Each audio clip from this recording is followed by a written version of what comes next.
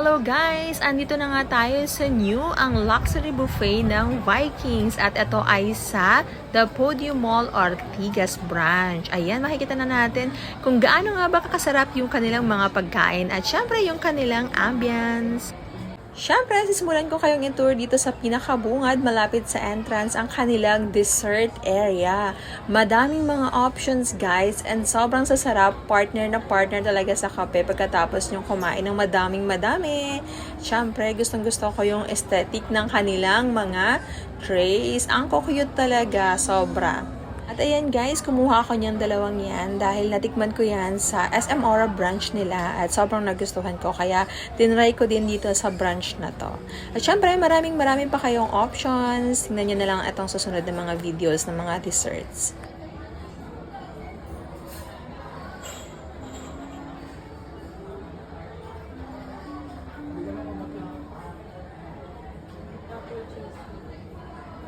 Parang nadurog kasi.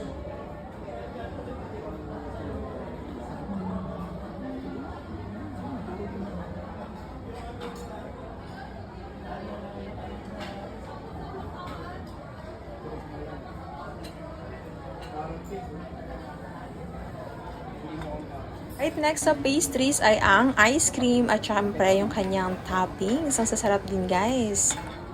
Syempre, ang susunod itong favorite natin yung mga tiramisu, yung mga tart, dark chocolates, white chocolates, sobrang sasarap.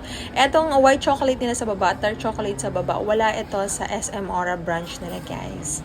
And right next sa sweets ay ang ating mga foods. Hindi pa nga lang nila na-refill to, pero marami din naman silang options. Siyempre, ang ating all-time favorite bibingka and puto bongbong. Meron din sila dito guys. At saka, ito partner ng wine. Yung mga cold cut, cheese and all. Pili na lang kayo kung ano yung gusto nyo dyan habang nagwa-wine kayo.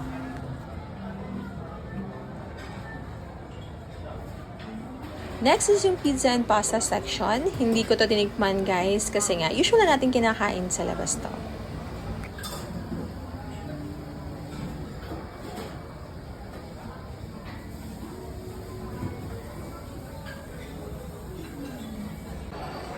Next guys is ang European section. Ayan, meron silang paella. Sobrang sarap guys. Sobra talaga.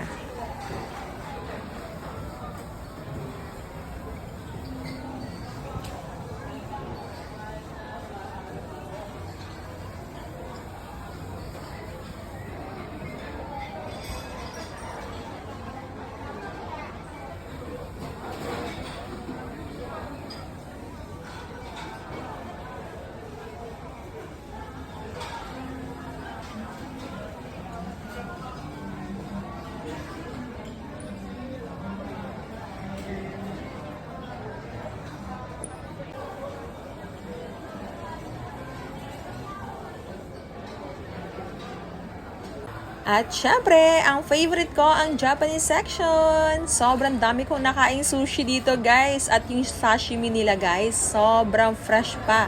Pati yung tempura, ang sarap din talaga. Paboritong paborito ni Rafa.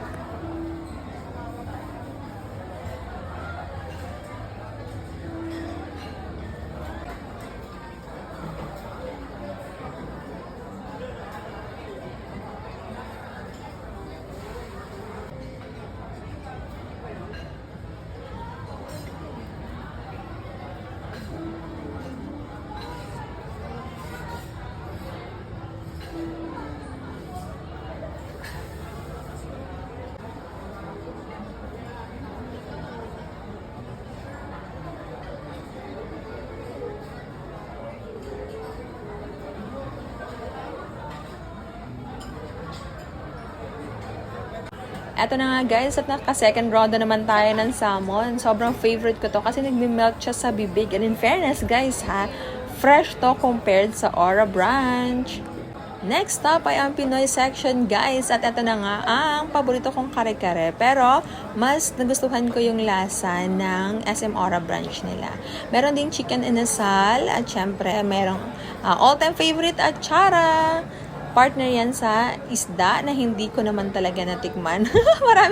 maraming option guys, pero hindi ko alam kung bakit yung kimchi fried rice ay nandito sa Pinoy section. Ayan.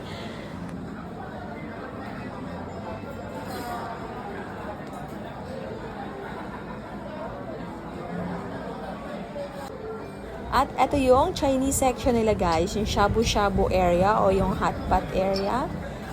Di ako kumuha niyan kasi nga sobrang busog na ako guys. At ito yung kanilang yang chow at yung sweet and sour pork.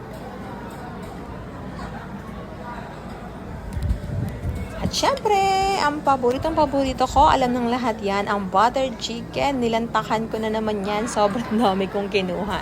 At ang paborito naman na Luigi, roasted soy chicken. As meron silang gulay at pansit. At syempre, paborito ko din yung mga siopaw, dumplings, ganon. Pero wala silang hakaw dito guys. Ayan, diba? Sobrang linis ng area. Ang ganda ng ambience. Compared sa Aura, mas gusto ko dito. Itong shawarma, guys, wala to sa SM Aura branch. Meron dito lang yata sa Podium. At yun yung isda na hindi ko na naman natikman.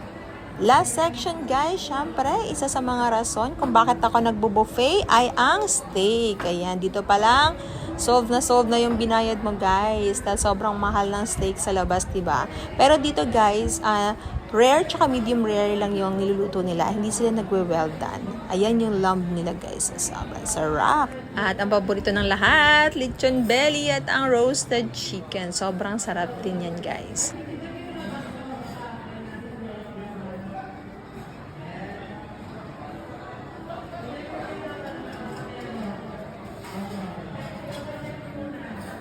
Tip ko pala sa inyo guys, bago kayo pumunta dito, tumawag muna kayo for reservation. Ilalagay ko yung number nila dyan. Tumawag muna kayo kasi fully booked sila lagi guys. And sobrang tagal mag-antay kung wala kang reservation. Mag-aantay ka muna na may matapos bago ka ma-accommodate. Kaya para hindi kayo magutuman, tumawag muna kayo para magpa-reserve.